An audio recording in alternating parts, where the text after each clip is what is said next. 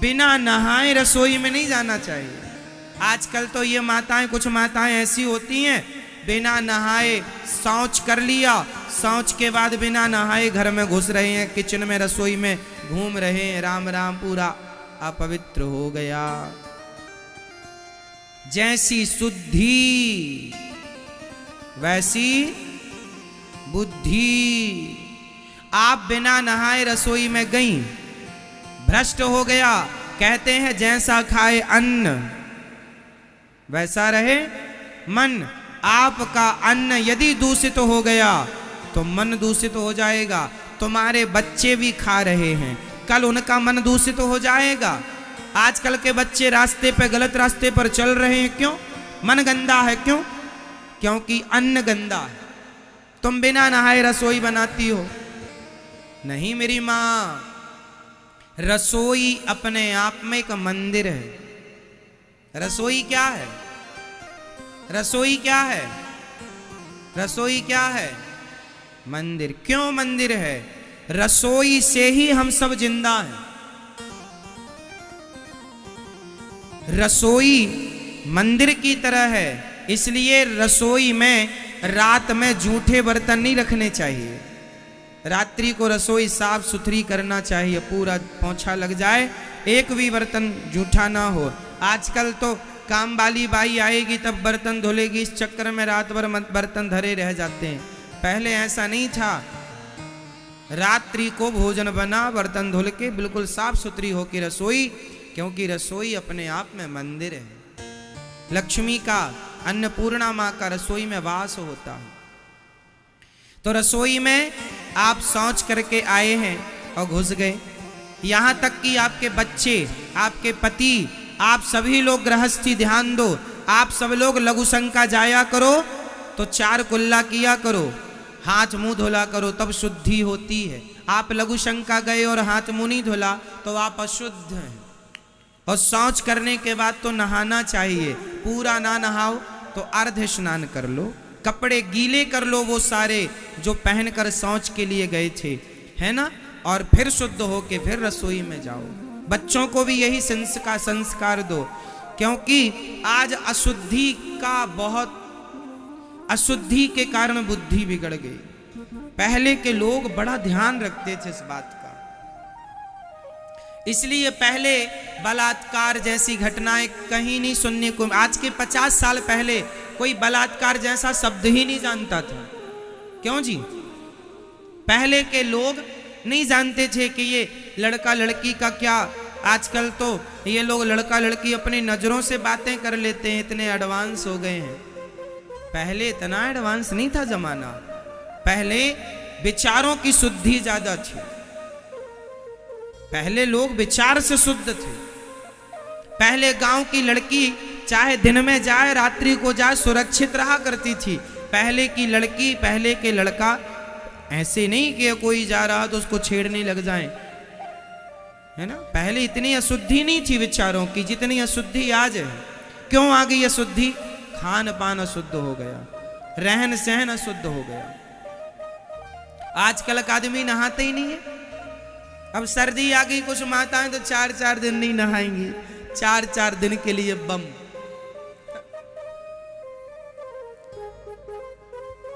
ये दास अनिरुद्ध 12 महीने हम 2 टाइम स्नान करते हैं, एक सुबह और एक कथा में आने के पहले। कथा में आने के पहले भी स्नान करके ही आते हैं, बिना स्नान किए कथा में नहीं आते। इसलिए क्योंकि सब लोगों को स्पर्श करते रहते हैं, दिन में आप लोगों से मिलना मिलाना होता रहता है। तो कथा में आने के लिए, क्योंकि हम अशुद्धि में कथा सुनाएंगे तो हमारे विचार अशुद्ध हो जाएंगे। हमारे विचारों में वो अशुद्धि प्रवेश कर सकती है। हमारे विचार, हमारे थॉट, हमारी बुद्धि अशुद्ध ना हो जाए, इसलिए शुद्धि का ख्याल रखना होता। अब कुछ लोग मानते हैं, इससे क्या फर्क पड़ता? पड़ता है, मानो मत मानो, प्रभाव पड़ता है। गंदगी जहां होगी वहां मच्छर होंगे।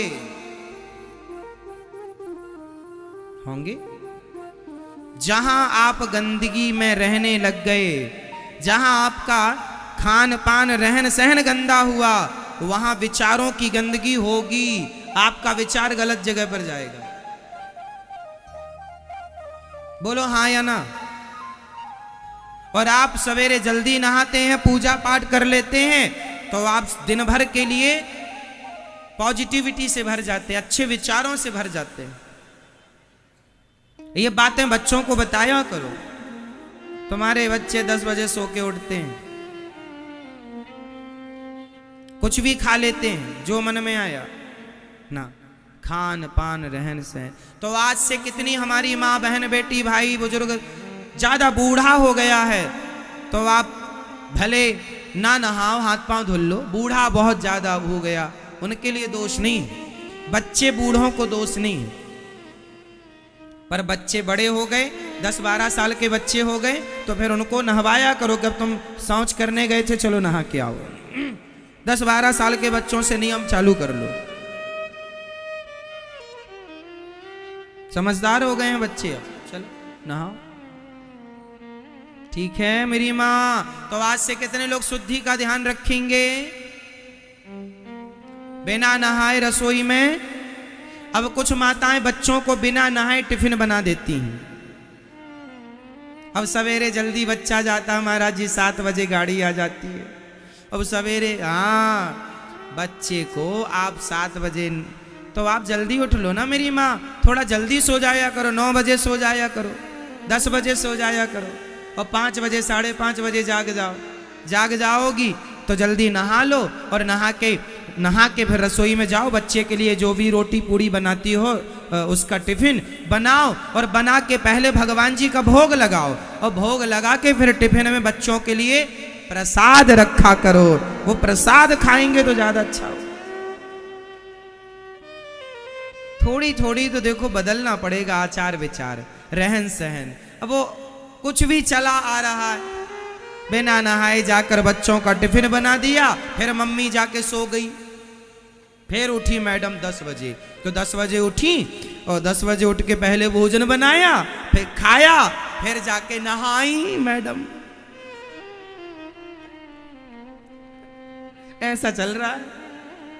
अब तुम्हारे हाथ का कोई साधु पानी पी लेगा ना, उसकी भी बुद्धि भ्रष्ट हो जाएगी। ऐसे राक्षसों के हाथ का कोई पानी पी ले, इसलिए पहले के साधु संत, पहले के समझदार लोग सबके हाथ का पानी भी नहीं पीते थे। जात पात से लेना देना नहीं है, आचार विचार का लेना देना है। आपके आचार विचार गंदे हैं, रहन सहन खान पान गंदा है, तो हम आपकी संगति करेंगे, आपका पानी पिएंगे, आपकी रोटी खाएंगे, तो आपके गुण हम में आएंगे। इसलिए सबके यहाँ लोग खाते नहीं थे, सबके हाथ का पानी नहीं पीते थे। पहले तो पानी भी सबके हाथ का नहीं पीते थे। क्यों? तो पूजा करता है। तेरे गले में तुलसी की माला है, तुलसी की माला होगी तो तेरे पूजा करने वाला मान के तेरे हाथ का पानी पिएंगे। तेरे गले में कंठी नहीं है, तेरे गले में तुलसी की माला नहीं है, तू संध्या वंदन नहीं करता, तू पूजा पाठ नहीं करता, तो भगवान में श्रद्धा नहीं रखता, तेरे हाथ का पानी नहीं पिएंगे, क्योंकि तेरे अंदर भगवान में अश्रद्धा है। क्या है? अश्रद्धा। तेरे अंदर भगवान के प्रति अश्रद्धा है, और हम भी कहीं तेरा पानी पी गए, हमारे अंदर भी कहीं अश्रद्धा ना जाग जाए, इसलिए नहीं, हम तेरे हाथ का नहीं पिएंगे। इसलिए पानी पीना, पहले के लोग सबके हाथ का खाना पीना नहीं खाते थे। और आजकल तो सबका खा रहे हैं, है ना। यहां जातवाद से लेना देना नहीं है। आप मोची के घर की भी रोटियां खा सकते हैं, पर वो मोची रैदास जैसा भक्त होए तो उसके घर की रोटियां खाई जा सकती हैं। भक्ति है आपके अंदर तो भक्तों की रोटियां खाई जा सकती हैं। और यदि आचरण से गिर गया ब्राह्मण शराब पीने लगा हो, ब्राह्मण मांस खाने लगा हो, तो ऐसे ब्राह्मण के घर का भी पानी नहीं पीना चाहिए, भले ब्राह्मण हो आप। समझ रहे हैं आप लोग? आचार विचार का पालन सबको करना चाहिए, चाहे ब्राह्मण हो, क्षत्रिय हो, वैश्य हो, शूद्र हो। ये मतलब नहीं कि तुम ब्राह्मण हो और तुम मांस खा रहे हो, शराब पी रहे हो, और तुम कहो कि हमारे घर खाओ नहीं, तुम भले ब्राह्मण हो पर तुम आचारहीन हो, इसलिए तुम्हारे घर नहीं। आचारहीन ब्राह्मण भी पूज्य नहीं है। ठीक है मेरी मां। क्षत्रिय भी आचारहीन है तो वह पूज्य नहीं है, वैश्य भी आचारहीन है, पूज्य नहीं है, शूद्र भी आचारहीन है, पूज्य नहीं है, और आचारवान है, आचार विचार आपके अंदर है, आप नियम का पालन करते हैं, नहाकर रसोई बनाकर भोग लगाकर भोजन करते हैं, ईमानदारी से जीवन गुजारते हैं, ईमानदारी की रोटियां खाते हैं, भक्ति करते हैं, तो आप मोची भी हैं, तो कोई फर्क नहीं पड़ता, आप उसकी रोटियां खा सकते हैं यदि उसके अंदर भगवत प्रेम है तो। क्योंकि भक्ति सबको शुद्ध करती है, भक्ति सबको शुद्ध करती है। तो आप लोग आचार विचार का ख्याल रखेंगे कि नहीं? कुछ भी खाएंगे? हाँ नहीं मेरी मां, हमारी माताएं चप्पल पहन के रसोई में भोजन बनाती हैं। देखो इतनी सुख सुविधाओं का ना लोग मिसयूज करने लग गए। जितनी सुविधाएं मिल गई ना उतना मिसयूज। चप्पल तो चप्पल ही होती है, क्यों? चप्पल। अब आप कहेंगे महाराज जी आपको चप्पल से क्या प्रॉब्लम हो गई? ना हमें नहीं है, मैं इसका साइंटिफिक रीजन समझा सकता हूं। साइंस, चप्पल पहनने से कितना बड़ा नुकसान होता है इसका मैं साइंटिफिक कारण बताता हूं, साइंस से जुड़ा हुआ, विज्ञान से जुड़ा हुआ। सुनो, आप फेस का तार पकड़ लो, फेस का, यदि आपने चप्पल पहनकर तार पकड़ लिया है तो आपको करंट नहीं लगेगा। बोलो हाँ या ना। आप बिजली का तार फेस वाला आप चप्पल पहन के पकड़ लेंगे तो आपको करंट नहीं लगेगा। बताओ क्यों नहीं लगेगा? उत्तर दो फटाफट, जोर से। क्योंकि आपने चप्पल पहन रखी है। तो चप्पल पहनने से क्या हुआ? जो पृथ्वी से हमें अर्थ मिल रहा था वह अर्थ कट गया, इसलिए चप्पल पहनकर हमने फेस पकड़ा तो करंट नहीं लगा। लेकिन चप्पल उतार कर यदि आप फेस का तार पकड़ लेंगे तो मर जाएंगे अर्थ, और फेस मिल जाएगा, मर जाएंगे। आप इस बात को मानिए कि चप्पल पहनने से जो पृथ्वी से अर्थ मिल रहा था वह कट गया। उसी प्रकार जब माँ भोजन बनाती है तो नंगे पांव बनाती है, तो पृथ्वी से कोई ना कोई पॉजिटिव एनर्जी है जो माँ के हाथों से होते हुए उस भोजन में प्रवेश करती है, जिसे अर्थ कहते हैं। वो चप्पल पहनने से वो एनर्जी कट हो जाती है। तो आपका भोजन वह शक्ति प्रदान नहीं करता जो शक्ति करनी चाहिए थी। आप मान रहे हैं इस बात को? अर्थ तो कट गया ना चप्पल पहनने से, भाई करंट नहीं लगा ना आपको, तो साइंटिफिक समझ रहे हैं आप लोग। इसलिए चप्पल नहीं, आप वहां पर कुछ फट्टी बिछा लीजिए, चटाई बिछा लीजिए, दरी बिछा लीजिए। यदि आपको टाइल ठंडी लग रही है, टाइल फर्श ठंडा लग रहा है, चप्पल के अतिरिक्त भी ऑप्शन है। आपके पांव में कोई दर्द है तो आप वहां कुछ बिछा लो भैया, मोटा गद्देदार बिछा लो, पर चप्पल मत पहनो। क्योंकि कपड़े से वो कनेक्टिविटी कट नहीं होती, कपड़े से कनेक्टिविटी कट नहीं होती, पर प्लास्टिक से कनेक्टिविटी, चप्पल जिस पदार्थ की बनती है वो कट कर देता। क्योंकि प्लास्टिक तो तार में भी चढ़ा होता है, वो चप्पल लगभग प्लास्टिक की ही होती है, कुछ और चीज होती होगी उसमें, मैं उस पर नहीं जाता, पर चप्पल रबर होती है एक प्रकार की, और रबर एक प्रकार का प्लास्टिक ही है, वो अलग प्रकार का। चलो आप समझ रहे हैं? तो कितने लोग समझ गए साइंस को? इसलिए रसोई में चप्पल का प्रवेश वर्जित रखना चाहिए। भोजन में इनडायरेक्ट एनर्जी जाती है जमीन से होती हुई। बोलो हाँ, आप मान रहे हैं इस बात को? कितने लोग मान रहे हैं? सब मानेंगे। इसलिए आज से आप लोग भोजन बनाएंगे नहाकर। कितने लोग नहाकर बनाएंगे? बच्चों का टिफिन बनाएंगे तो पहले भगवान जी का भोग लगाएंगे बिना। बच्चों को प्रसाद खवाने की आदत बनाओ, बुद्धि भ्रष्ट हो जाएगी। तुम्हारी इसी हरकत के कारण तुम्हारे बच्चे बिगड़ गए।